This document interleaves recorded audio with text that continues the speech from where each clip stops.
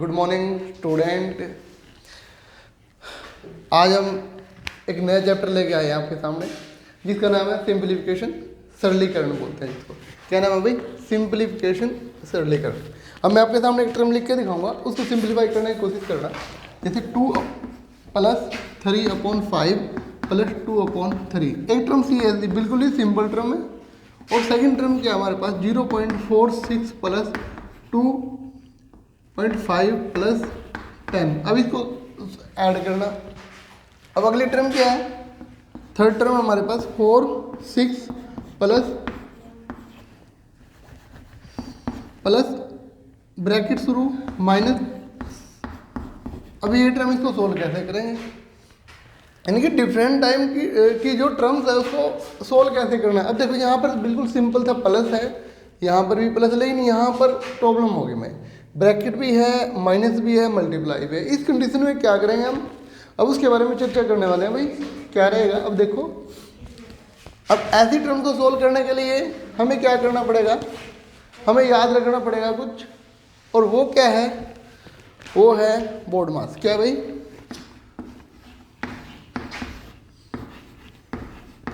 अब डी का मतलब है ब्रैकेट। ब्रैकेट यानी कि ब्रैकेट तो वैसे 3 प्रकार की होती है, ये वाली ब्रैकेट, धनु ब्रैकेट और स्क्वायर ब्रैकेट। और उससे पहले है बार। बार भी अभी समझाएंगे आपको। ऑफ का मतलब होता है, ओ का मतलब ऑफ यानी का। ऑफ का मतलब क्या होता है? ऑफ यानी का, हिंदी में का बोलते हैं। डी का मतलब डिवाइजर या डिवाइडेड, और एम का मतलब मल्टीप्लाई, और ए का मतलब ऐड, और एस का मतलब सबट्रैक्ट। सबसे पहले हमें करना क्या है? सबसे पहले हमें जब भी कोई भी प्रॉब्लम्स होगी, अगर उसमें बार है तो बार को सोल्व करेंगे। उसके बाद सर्कल ब्रैकेट है, उसको सोल्व करेंगे। उसके बाद इसको धनु ब्रैकेट बोलते हैं, ये सोल्व करेंगे। उसके बाद स्क्वायर ब्रैकेट, उसके बाद ऑफ, और फिर डिवाइड, मल्टीप्लाई, ऐड और सबट्रैक्ट। ये याद रखना बस हमें सिर्फ। अब देखो हमारे पास एक टर्म्स है 6 + 28 ब्रैकेट 28 / 2 - 3 × 6 + 2। अब यहाँ ब्रैकेट क्लोज हो गई हमारी। अब हमने देखना है कि इसमें करना क्या है। सबसे पहले हम ऐड नहीं कर सकते इसको, हम पहले ब्रैकेट सोल्व करेंगे। जैसे 6 + 28 को सेम रखेंगे, पहले इसको डिवाइड करेंगे। तो 28 को 2 से डिवाइड करेंगे, 14 - 3 × 6 + 2। अब दोबारा फिर उसी को सोल्व करेंगे, ब्रैकेट को, ये सेम रहेगा। 14 - 18 + 2। अब ये सेम रहेगा।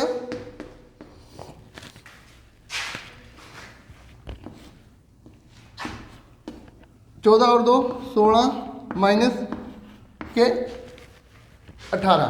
अब 6 + 28 - 2। अब इन दोनों की मल्टीप्लाई होगी। पहले ये आएगा 6 - 56, और कैंसिल आउट करने के बाद आएगा -50। ये हमारा क्या रहेगा? आंसर। ऐसे ही आपसे क्वेश्चन एग्जाम के अंदर पूछे जाएंगे।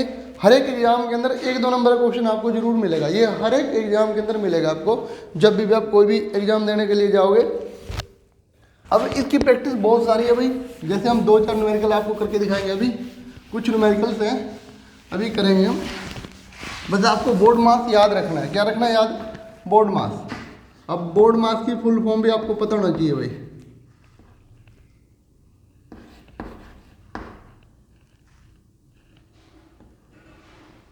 अब ये आपको याद होना चाहिए भाई, ठीक है। तब कुछ न्यूमेरिकल्स है, मैं आपके सामने लिख दूंगा ताकि टाइम बचे, और फिर उसको सोल्व करते हैं। तो अब आपके सामने ये 4 प्रॉब्लम्स हैं। पहले हम इनको सोल्व करेंगे, उसके बाद नेक्स्ट देखेंगे क्या रहेगा। देखो भाई, सबसे पहले क्या है? 19,587 × 637 प्लस 19,787 × 363। अब ऐसा क्वेश्चन आ जाए तो क्या करना पड़ेगा? हमने ये देखना कि उसको हम आसान कैसे कर सकते हैं, उसको बिल्कुल ही सिंपल कैसे कर सकते हैं। वो देखो यहाँ पर टर्म्स और ये टर्म्स बिल्कुल सेम है, तो हम इन दोनों को कॉमन ले लेते हैं। यहाँ पर दोनों कॉमन लेने पर अब अंदर क्या बचेगा भाई? हमारे पास अंदर बचेगा प्लस 3 6। अब इन दोनों में, इस दोनों टर्म में से ये हमने कॉमन ले लिया, अंदर ये बच गया। अब इनका जोड़ करें तो क्या आएगा। अब जब भी ऐसी कभी भी टर्म आती है, ये टर्म बिल्कुल ही आसान है, ये टर्म बिल्कुल आसान है, सिर्फ आपका लॉजिक डिपेंड करेगा कि आप इसके ऊपर क्या लॉजिक लगा रहे हो। अब दोनों को ऐड करने के बाद मल्टीप्लाई करेंगे तो आपकी जो टर्म्स है वो कुछ ही सेकंडों में सोल्व हो जाएगी। आपको ज़्यादा एफर्ट लगाने की जरूरत नहीं है, बिल्कुल ही कुछ ही सेकंडों में सोल्व हो जाएगी। तो हमें ये देखना है कि इसके अंदर बिल्कुल इजी ट्रिक्स क्या होगा, बिल्कुल इजी क्या रहेगा करना। हम इसको मल्टीप्लाई करने बैठ जाएं तो कितना टाइम लग जाएगा, बहुत ज़्यादा। ये मात्र 10 सेकंड के अंदर सोल्व हो जाएगा आपका। नेक्स्ट है आपके पास 45 माइनस स्क्वायर ब्रैकेट 28 माइनस धनु bracket 37 minus circle bracket 15 minus, यहाँ पर हमने क्वेश्चन मार्क है भाई, ये इसका आंसर निकालना। हमने यहाँ पर क्या आना चाहिए, देखो ये टर्म इक्विवेलेंट इसके है, तो हमने यह पता करना भी यहाँ पर क्या आए कि लास्ट नंबर है 58 बचे, क्या बचे 58। अब इसको सोल्व करने के लिए यहाँ पर क्या 45 को यहाँ से वहाँ ट्रांसफर कर देते हैं। 45 को यहाँ से वहाँ ट्रांसफर करेंगे तो क्या आएगा हमारे पास, हम यहाँ लिख लेते हैं इस टर्म को।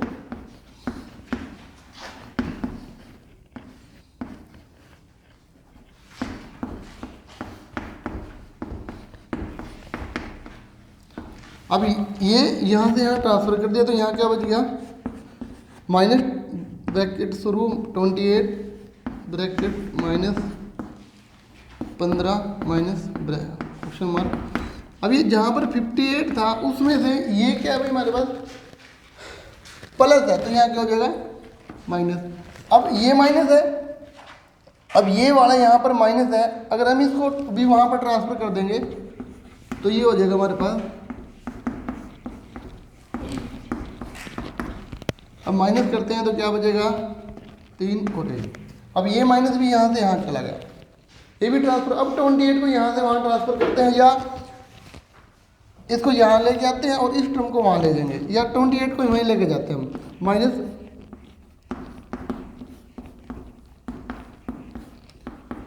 -13 माइनस 28। अब ये यहाँ प्लस था तो वहाँ क्या हो जाएगा माइनस, बिल्कुल आसान है, बिल्कुल माइनस हो गया ये। अब ये रहेगा -37। अब ये माइनस माइनस क्या हो जाएंगे आपस में प्लस हो जाएगा। माइनस माइनस क्या होता है भाई, माइनस माइनस में ऐसा क्या होता है, माइनस को माइनस में अगर करेंगे तो क्या हो जाएगा माइनस ही रहेगा, लेकिन ऐड हो जाएगी टर्म्स में, तो ये हो जाएगा 1 और 4 41 होगा ये, माइनस के 41। अब इस टर्म को यहाँ से वहाँ लेके जाते हैं, ये क्या हो जाएगी, ये भी वहाँ जाकर क्या हो जाएगी, ये माइनस है तो वो क्या हो जाएगी प्लस हो जाएगी। तो minus bracket 15 minus question minus plus 37। अब ये यहाँ माइनस था वहाँ क्या होगा प्लस। अब इसमें से इसको माइनस करेंगे 41, ये अलग अपोजिट चिन्ह है, जब भी कभी भी अपोजिट चिन्ह होंगे तो क्या होंगे हमेशा माइनस होंगे, और जो पड़ेगा चिन्ह है वही यहाँ पर आएगा। अब 47 में से माइनस करते हैं तो क्या आएगा 4, यहाँ पर -4 बच गया भाई हमारा। अब हमें क्या मिला यहाँ पर -15 माइनस के 4। अब 15 माइनस को वहाँ लेके जाते हैं, माइनस माइनस प्लस, तो अब क्या रहेगा question 15 plus question mark minus के। अब ये यहाँ पर क्या था माइनस, तो उस तरफ जाएगा x इक्वल टू माइनस के 4 माइनस प्लस 15, आंसर है हमारे पास 11। यानी यहाँ पर हम वैल्यू पुट करें 11 तो हमारा आंसर निकलेगा भाई। इस तरीके से क्वेश्चन निकलते हैं हमेशा, ऐसे क्वेश्चन निकलेंगे। तो ऐसे प्रॉब्लम को सोल्व करना भाई, देखो ये थोड़ा सा लेंथी हो गया क्वेश्चन, कोई बात नहीं, लेकिन क्वेश्चन ऐसे ही सोल्व होंगे हमारे, आगे तो बिल्कुल आसान ही रहेगा। अब देखो नेक्स्ट क्या है,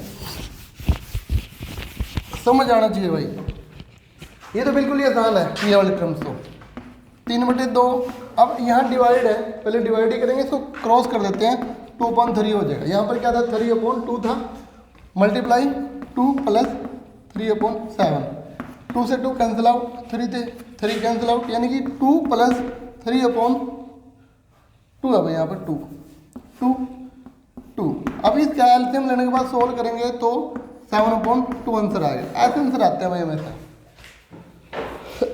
इसको भी सेम वैसे ही करना है, पहले ब्रैकेट को सोल्व करेंगे।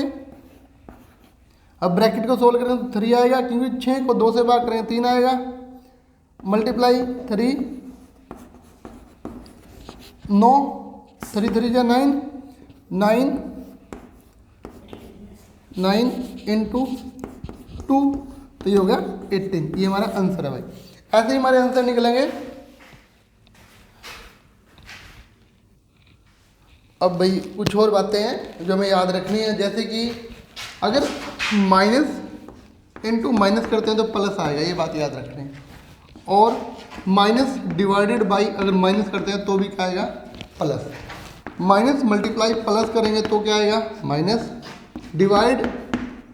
माइनस डिवाइडेड बाई प्लस करेंगे तो भी क्या आएगा, माइनस। ये बातें हमने याद रखनी है।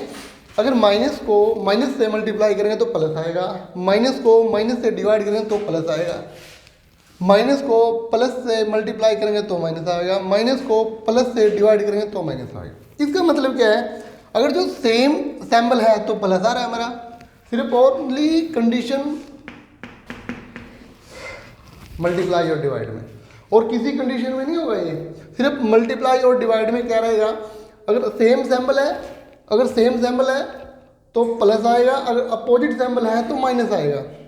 अब ये बात यहाँ पर थी। अगर हम माइनस में प्लस करते हैं माइनस को, अब ये भी माइनस है, ये भी माइनस है, उनको प्लस करते तो ऐड होंगे ये।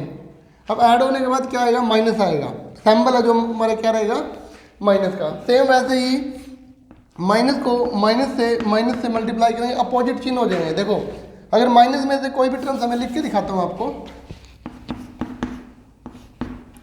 अब माइनस का 5 है और यहाँ पर माइनस है और यहाँ माइनस के 3 है, तो क्या रहेगा, -5 + 3। ये माइनस माइनस क्या हो गया, प्लस हो गया, तो माइनस का आंसर आया 2। अब ये ऐसे सोल्व होगा भाई, ये ऐसी टर्म्स थी। अब देखते हैं हम, माइनस का 5 है प्लस माइनस के 3 है।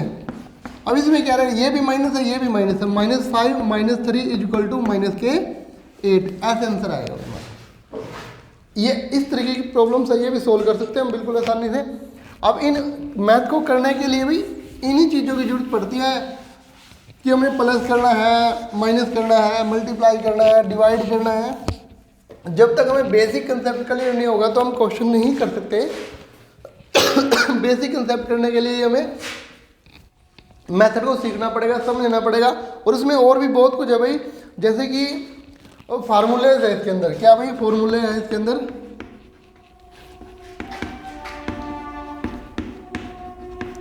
हम बचपन से पढ़ते आए भाई, a का स्क्वायर प्लस b का स्क्वायर क्या होगा, ठीक है। a - b का क्या होगा, a + b का होल स्क्वायर क्या होगा। ये क्वेश्चन हम हमेशा ही पढ़ते आए हैं भाई। a - b का स्क्वायर क्या होगा, a + b का स्क्वायर क्या होगा, यहाँ माइनस है भाई। अब ये फॉर्मूले हम पढ़ते हैं, ये भी हमें क्वेश्चन में कहीं ना कहीं जरूर मिलेंगे। मैं कुछ फॉर्मूले यहाँ लिख देता हूँ, वो आपने याद करने, मैं उसकी रीडिंग भी कराऊंगा अभी आपको। अब कुछ फॉर्मूले मैंने आपके सामने लिख दिए पहले ही, ताकि हमारा टाइम बचे भाई। ये बेसिक फॉर्मूले हैं। अब जैसे ये सिंप्लीफिकेशन में ही आएंगे, हमें टर्म दे दी कोई भी और उसको हमने फॉर्मूले में पुट करके आगे करना है। देखो a का स्क्वायर - b का स्क्वायर का फॉर्मूला क्या है, a। तो इसको सोल्व कैसे करेंगे, 3 का स्क्वायर - 4 का स्क्वायर है, तो 3 + 4 × 3 - 4। तो ऐसे सोल्व होगी प्रॉब्लम की। इसकी वैल्यू पुट कर देंगे हम। सेम आगे भी है, a - b का स्क्वायर, a का square plus b 2ab + b का स्क्वायर, a + b का स्क्वायर है, a का स्क्वायर - 2ab + b का स्क्वायर, a + b का क्यूब है, a का क्यूब प्लस b का cube plus 3ab × a + b। ये फॉर्मूले याद रखने भाई, ये तो बेसिक हो जाएंगे फॉर्मूले सारे हमने याद रखने हैं। a - b का होल स्क्वायर का फॉर्मूला a का स्क्वायर प्लस b का स्क्वायर -3ab × a - b। और ये भी पूछ लेता है, ये भी मोस्टली क्वेश्चन आते हैं इस फॉर्मूले बेस भी काफ़ी क्वेश्चन आते हैं। a का स्क्वायर प्लस 1/x का स्क्वायर, तो इसका फॉर्मूला क्या रहेगा, x प्लस 1/x का होल स्क्वायर -2, और ये इक्विवेलेंट रहेगा x - 1/x + 2। ये इसके इक्विवेलेंट रहेगा, बस ये हमें याद रखना है। और एक फॉर्मूला हो रहा है a + b का होल स्क्वायर, ए प्लस बी प्लस सी का होल स्क्वायर, ए का स्क्वायर प्लस बी का स्क्वायर प्लस सी का square plus 2ab plus 2bc plus 2ca। ये फॉर्मूला हमें याद रखना है। और अगर हम चाहें तो इसके बेस पे एकदम, तो एक टर्म्स हमारे पास भाई ये। अब इसको सोल्व कैसे करेंगे? 0.1 multiply 0.1 multiply 0.8 minus 0.5 multiply 0.5 multiply 0.5 upon में 0.8 मल्टीप्लाई 0.8 प्लस 0.8 मल्टीप्लाई 0.5 है यहाँ पर, और प्लस 0.5 मल्टीप्लाई 0.5। अब ये किसी का क्यूब है भाई, हम इसको लिखते हैं 0.8 का क्यूब माइनस 0.5 का क्यूब हो सकता है ये। और ये क्या भाई? 0.8 का स्क्वायर प्लस 0.8 इंटू 0.5 प्लस 0.5 का स्क्वायर। अब ये फॉर्मूला बन रहा है, कहीं ना कहीं हम देख सकते हैं। देखो ये क्या है? ए का क्यूब माइनस बी का क्यूब अपॉन में क्या है भाई? ये हमारा ए का स्क्वायर प्लस ए बी का square, A B plus B का स्क्वायर। अब हम A cube minus B cube को लिख सकते हैं ए माइनस बी। इसका फॉर्मूला क्या है भाई? ए का square plus A B plus B का स्क्वायर, और अपॉन में हमारे पास ए का square plus A B plus B C का स्क्वायर। अब ये दोनों कैंसिल आउट हो सकते हैं। हमारे पास क्या बच गया? ए माइनस बी। अब ए की वैल्यू कितनी है? 0.8 माइनस 0.5 बी की वैल्यू माइनस करने के बाद 0.3 मिलेगा। ये हमारा आंसर रहेगा। सेम ऐसे क्वेश्चन करने हैं और ज़्यादा से ज़्यादा प्रैक्टिस करो ऐसे न्यूमेरिकल की, आपकी सारी प्रॉब्लम सोल्व होगी मैथमेटिक्स सिंप्लीफिकेशन की। तो ज़्यादा से ज़्यादा प्रॉब्लम को सोल्व करना भाई, ठीक है। तो आज का यही हमारा टॉपिक था, यहीं पर समाप्त होता है। आपने किसी भी बुक में से कोई भी क्वेश्चन उठाओ सिंप्लीफिकेशन का और सोल्व कर दो उसको। तो आज की क्लास यहीं समाप्त होती है।